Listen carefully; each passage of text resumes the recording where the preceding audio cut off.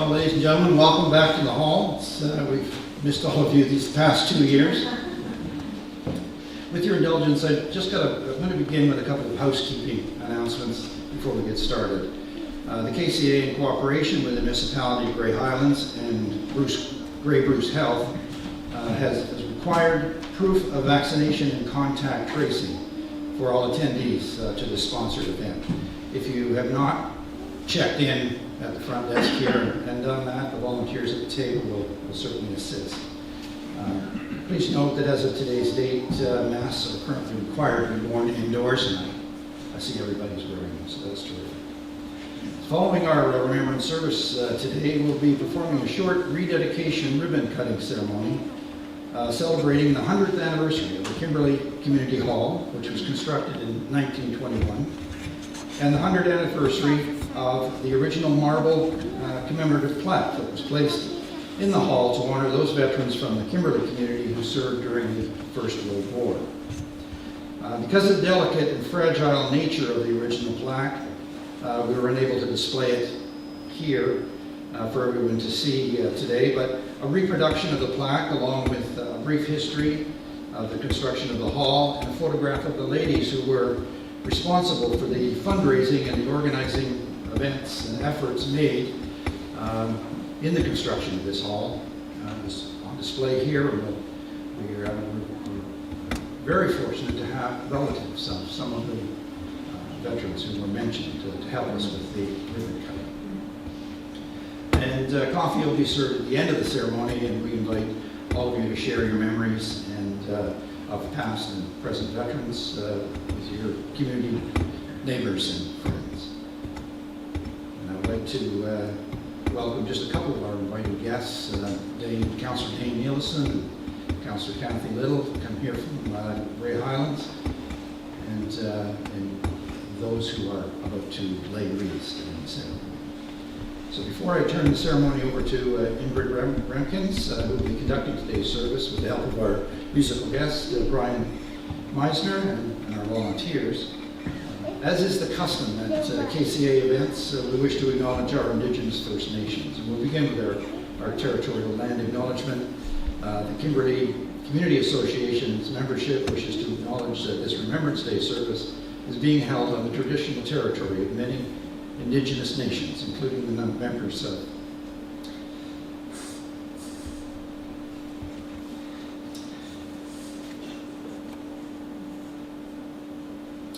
the Saugeen Nation,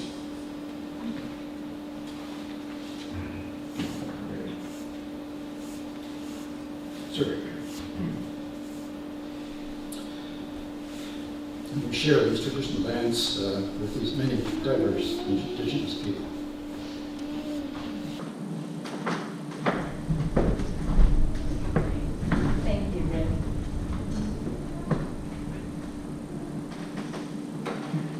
Well, yes, another year has come and gone, and so once again, we gather in this place for the 11th hour of the 11th day of the 11th month, for another day of remembrance.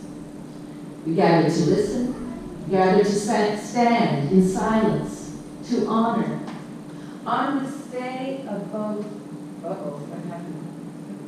of both hope and sadness, when the guns once fell silent, once again we pause to remember the fallen, young men and young women from many different lands who answered the call of their country and never returned. We pause and we remember those who have lost loved ones, those we ourselves have known and loved and still love, those we will never know and did not get to love. We pause and we remember those who continue to face danger through and because of the realities and horrors of war. Today, we remember. And so this year is the 100th anniversary of that symbol of remembrance, the poppy. And so I invite now Wendy MacDonald to come forward and read that most famous of poems, In Flanders Field.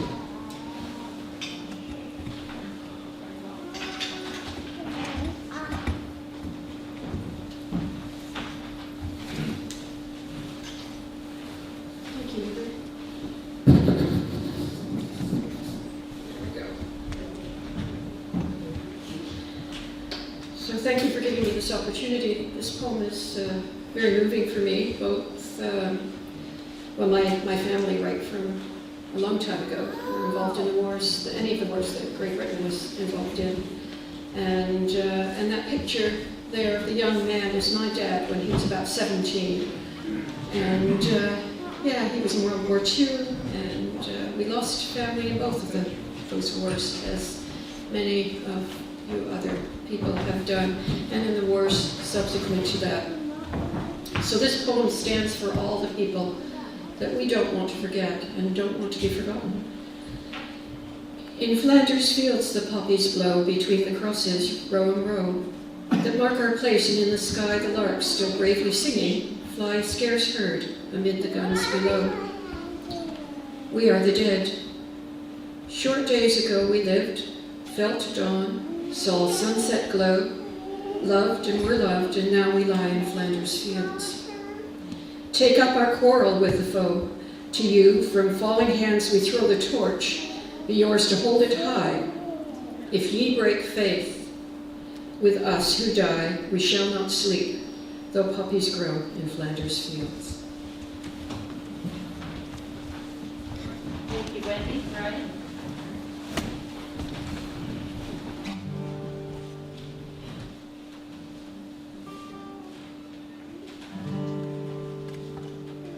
Too soon to leave this earth, how could all your work be done? Well, ash to ash and dust to dust, seemed to me you just begun. When grief invades my soul, there's comfort in the prayer I find. And though these candles honor you, burn for you those you left behind. I sing for you because I need to. Right now this is all I know. You always said you wanted me to, so I will sing you home. Well, I will sing you home. Know that you will always live on the lips of those who knew what it was you had to give, and what it was they learned from you. This is my prayer for you, and maybe someday I will know if I helped you on your journey home, if it helped me to let you go. Sing for you because I need to. Right now this is all I know. You always said you wanted me to, so I will sing you home. Well, I will sing you home.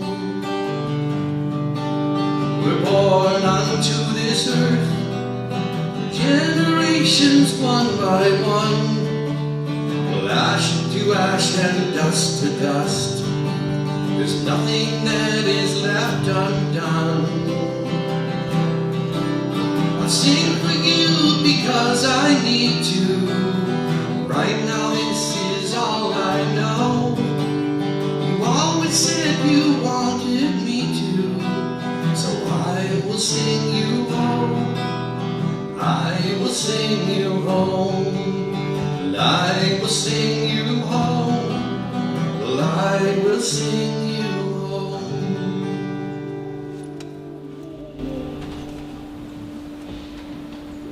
Beautiful, Brian. I'll invite now Brian Sickle to come forward to read the names of the men and women of Kimberley who served in World War I.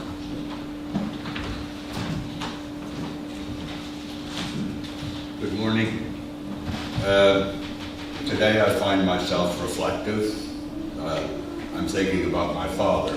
At 16, he ran away from home, Penetang Machine, and joined the Royal Merchant Navy. Soon enough, he found himself on a convoy duty towards Murmansk for the relief of Leningrad during the Second Great War. He was torpedoed, he was captured, he escaped, he found himself again on convoy duty. He was a lifelong member of the Royal Canadian Legion, and it wasn't until near the end that he reckoned the great cost of his war in terms of colleagues lost and a life disrupted. I'd like to read the names of the men and women of Kimberley who served in the First Great War. Ian Carruthers, on this day we shall always remember you. Ezra Fawcett, on this day we shall always remember you. Arthur Ellis, Tilford Ellis, we recognize the great cost of your service.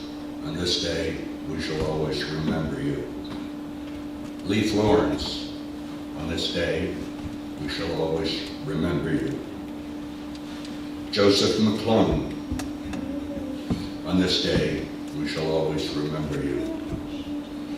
Harold Proctor, on this day we shall always remember you. Albert Smith, on this day we shall always remember you. Arthur Walter, Benjamin Walter, Stanley Walter. We recognize the cost of your service. On this day, we shall always remember you. Joshua Wilson, Wesley Wilson. We recognize the dire cost of your service, and on this day, we shall always remember you. Hayden Hutchison, on this day, we shall always remember you. The men and women of Kimberley who served in the Second Great War. Stuart Stu Allen, on this day, we shall always remember you. Garnet Baker, on this day, we shall always remember you. Elroy Boyle, on this day, we shall always remember you. Russell Chard, on this day, we shall always remember you. Mervyn Ellis, on this day, we shall always remember you. Ezra Fawcett, Maurice Fawcett, Roy Fawcett, Reggie Fawcett, Gordon Fawcett, Willard Fawcett, Reg Fawcett. We recognize the dire cost of your service, and on this day, we shall always remember you.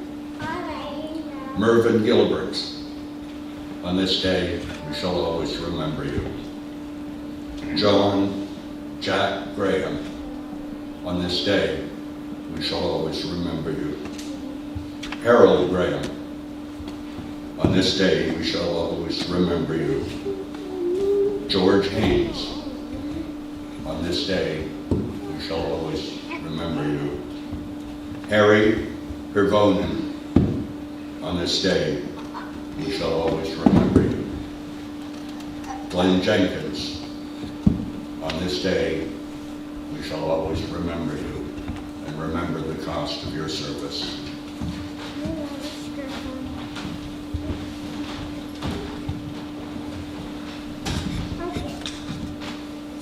Thank you so much, Brian. So So now I'd like to read two different poems by two different authors. The first one by Mona Gould, called This Was My Brother at Dieppe. This was my brother at Dieppe, quietly a hero who gave his life like a gift, withholding nothing. His youth, his love, his enjoyment of being alive. His future like a book with half the pages still uncut. This was my brother at Dieppe, the one who built me a dollhouse when I was 7, complete to the last small picture frame, nothing forgotten. He was awfully good at fixing things, at stepping into the breach when he was needed. That's what he did at Dieppe. He was needed. And even death must have felt a little shamed at his eagerness. And this next poem, actually I wrote. I call it White Silk. White silk, given new life. Oh, it was beautiful. Mended and made into a dress for that day of the dance. The dress made just for her. Yes, it was beautiful. White silk, flowing and long, billowing and strong. Did she know, though, the story of this white silk? Did she dare to wonder? Her father, the tailor, given the task to make the old new. Well, yes, this she did know. But what really did she grasp of its weight? To mend those colors the soldiers must wear, that others might know on which side they stood. To mend and piece together torn white silk. Old parachutes of soldiers who would need their parachutes no more. To make the old new so that others could then jump into the certainty of war, but into their uncertainty. Wearing that white silk, did she wonder about those tears, skillfully stitched to hide and disguise evidence of a final fall? Did she wonder about the tears that surely must have fallen of a mother, a father, a sister, a brother, when told of that final fall? Did she wonder about the one upheld by that white silk, who hoped it would carry him to at least another day, not the end of his days, and surely not to the sadness of another? Was bravery thrust upon him, or did he jump right in, caught up in cause and country? Well, did it matter? Did she imagine that he might have a girl who wanted too to wear white silk, someday by his side, and who now stood alone? About all this did she wonder? Did she dare to get drawn in to a life that was and might have been when she wore that white silk? And now please, Brian.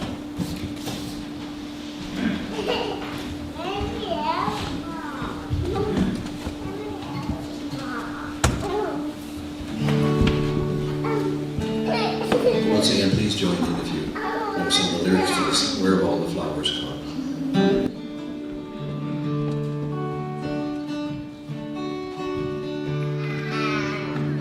Where have all the flowers gone? Long time passing. Where have all the flowers gone? Long time ago. Where have all the flowers gone? Girls have picked them, everyone. When will they ever learn? When will they ever learn? young girls gone, long time passing. Where have all the young girls gone, long time ago? Where have all the young girls gone, taking husbands everyone? When will they ever learn? When will they ever learn? Where have all the young men gone, long time passing? Where have all the young men gone, long time ago? Where have all the young men gone, gone for soldiers everyone? When will they ever learn? When will they ever learn? Where have all the soldiers gone, long time passing? Where have all the soldiers gone, long time ago? Where have all the soldiers gone, gone to graveyards everyone? When will they ever learn? When will they ever learn? Where have all the graveyards gone, long time passing? Where have all the graveyards gone, long time ago? Where have all the graveyards gone, covered with flowers everyone? When will we ever learn? When will we ever learn? When will we ever learn? When will we ever learn?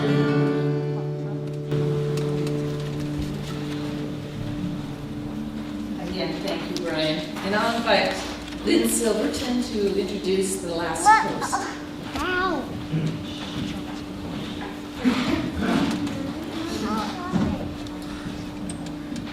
Thank you, Brian. That gets me every time. That was pain.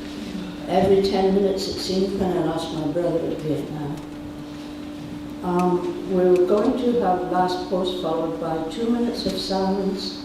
The 2 minutes is to allow the wave across the country of the silence to remember those who didn't come home.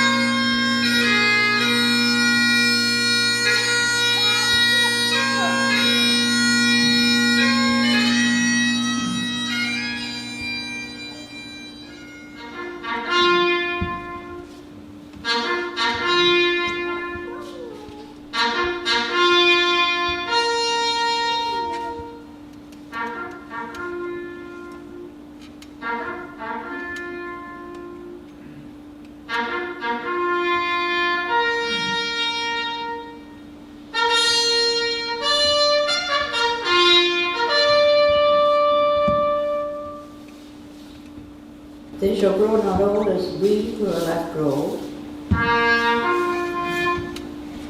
Age shall not weary them, nor the years condemn. At the going down of the sun and in the morning, we will remember them. We will remember them. Thank you. Now we'll place the wreath. Thank you. I will ask each wreath layer, one at a time, to come forward and place your wreath, and then you'll be escorted forward and back. Thank you. And I want to say before I call it names, I am so happy to hear that child in the audience. I'm so happy because the Royal Canadian Legion and veterans in general want kidlets to understand what it's all about. Now there will be a good reason for the little one being here, and we'll see soon. The first wreath placed on behalf of Alex Ruff will be placed by Bob Silverton for Canada.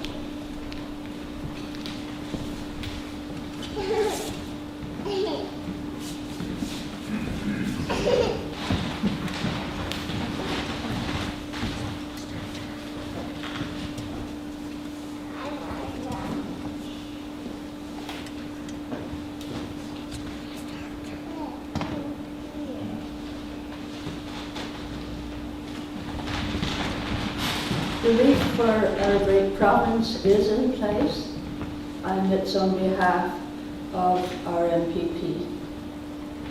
The next wreath will be placed by Councillors Dane and Cathy for the Municipality of Grey Highlands.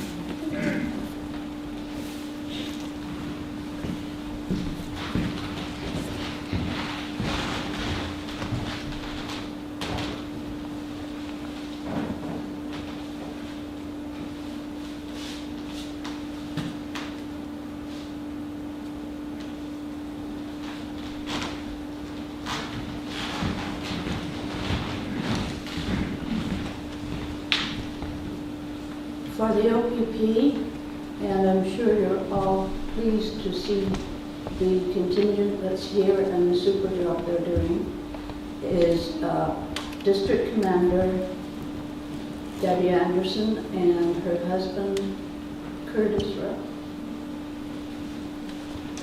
Her husband is surprised, but he is not only a retired police officer, but a veteran.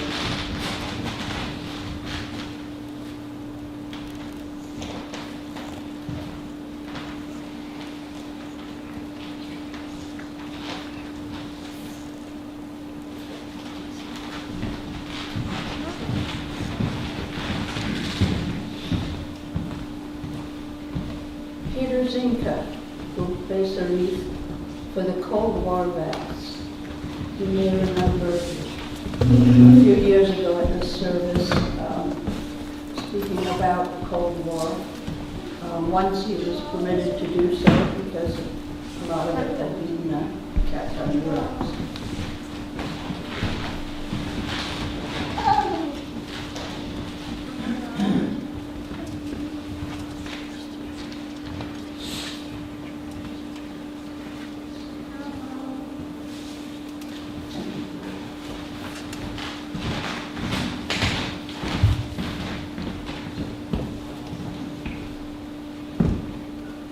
Donald will place a wreath for the KCA when he gets down there.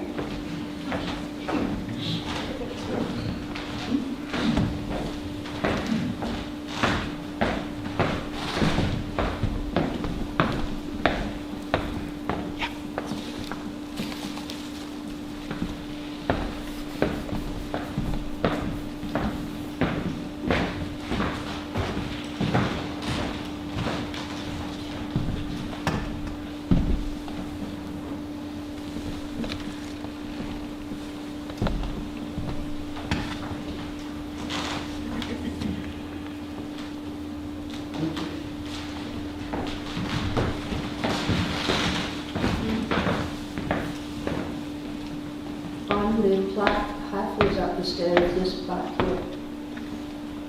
Myself and John Butler tried hard to find relatives of those that are named. And of course we found our own Hutchinson family. And the reason that you're hearing the killet is because there are 4 generations here to place 2 wreaths. And I ask them to come forward and do that.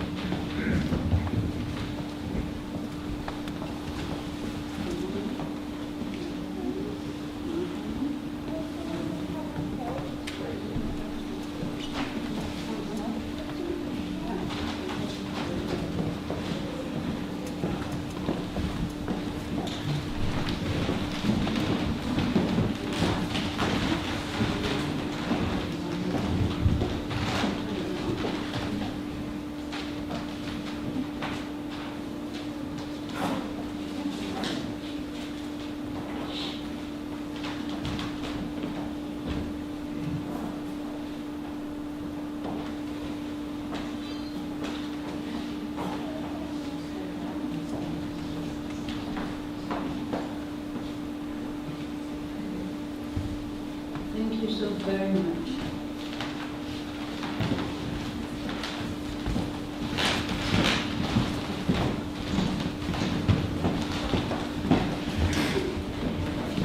I now have a letter that Alec Ruff, he found me yesterday.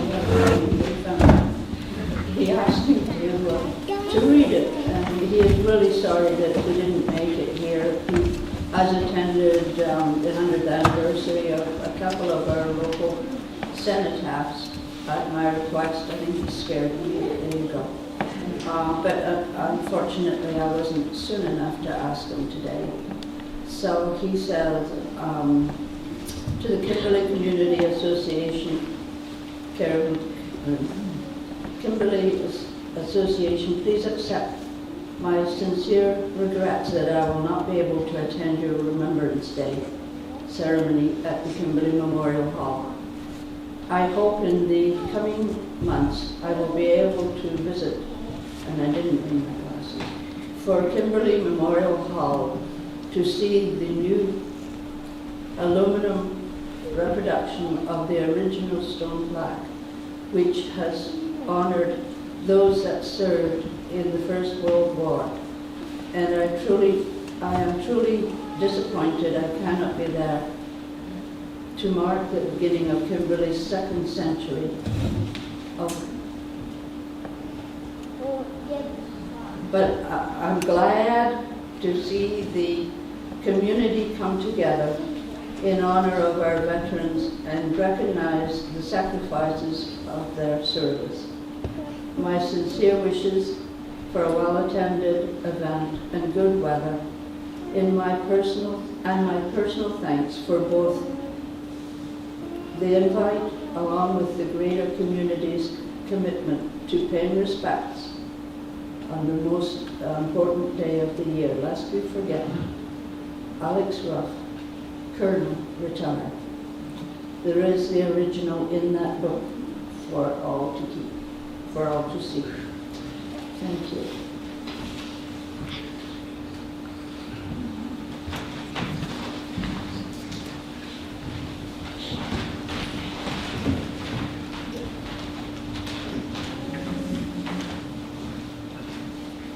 Thank you, Lynn. And thank you, everyone, for placing those wreaths. I offer this prayer now. Let us bow our heads, please.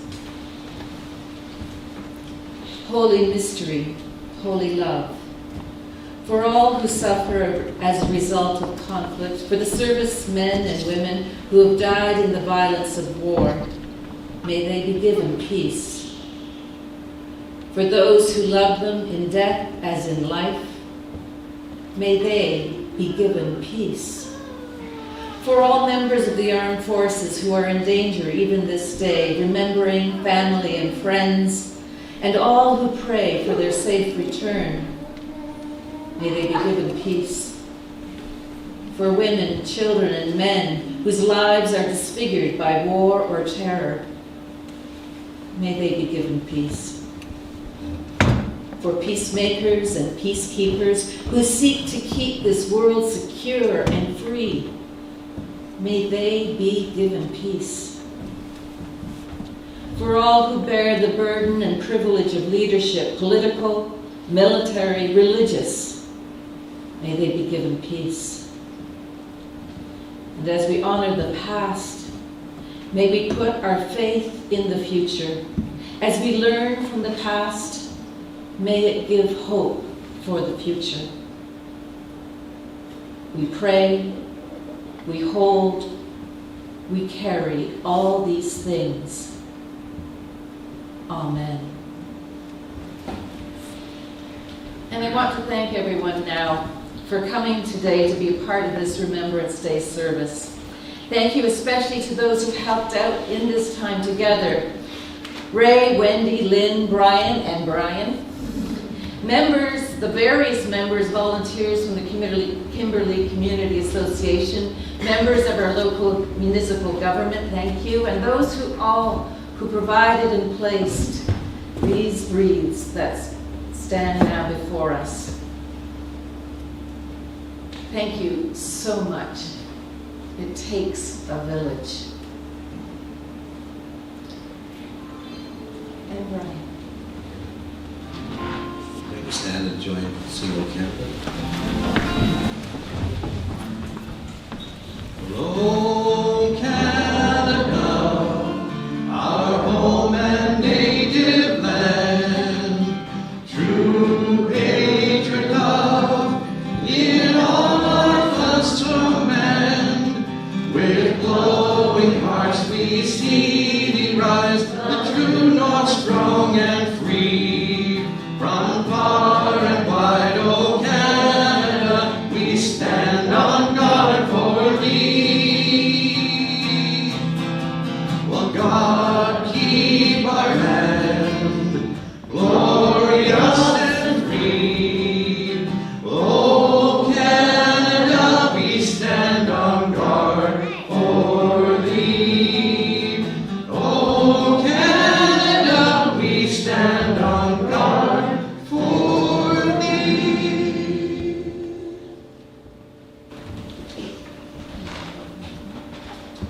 And I'll turn this ceremony over to Ray McDonald again for the rededication of the plaque. Please see.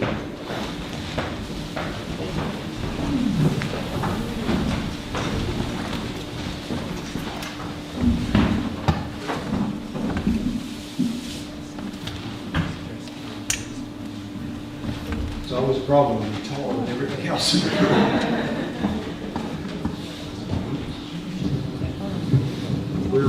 We're quite fortunate that we were able to find some of the relatives of Paul to come up and help us cut the ribbon.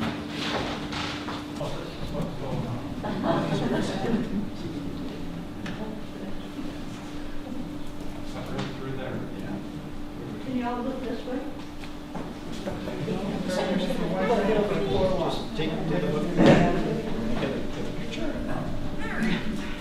Take a picture, yeah. Move it, get it down, get the, yeah, there you go. Oh. This is 4 generations, folks, but don't count Dana. Okay. Okay.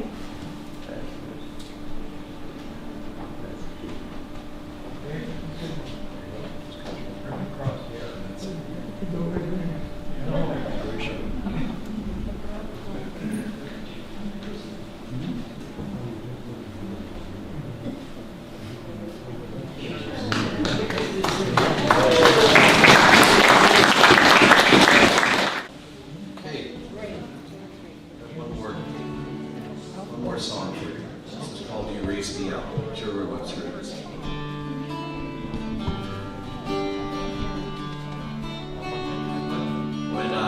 down, and oh, my soul so weary. When troubles come and my heart burden be, then I am still and wait here in the silence until you come and sit a while with me. You raise me up so I can stand on mountains. You raise me up to walk on stormy seas.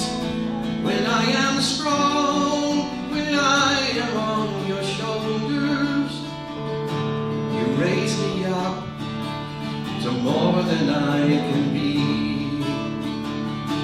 There is no life without its hunger. Each restless heart beats so imperfectly. But then you come and I am filled with wonder. Sometimes I think I glimpse eternity. You raise me up so I can stand on mountains. You raise me up to walk on stormy seas. When I am strong, when I am on your shoulders, you raise me up to more than I can be. You raise me up to more than I can be.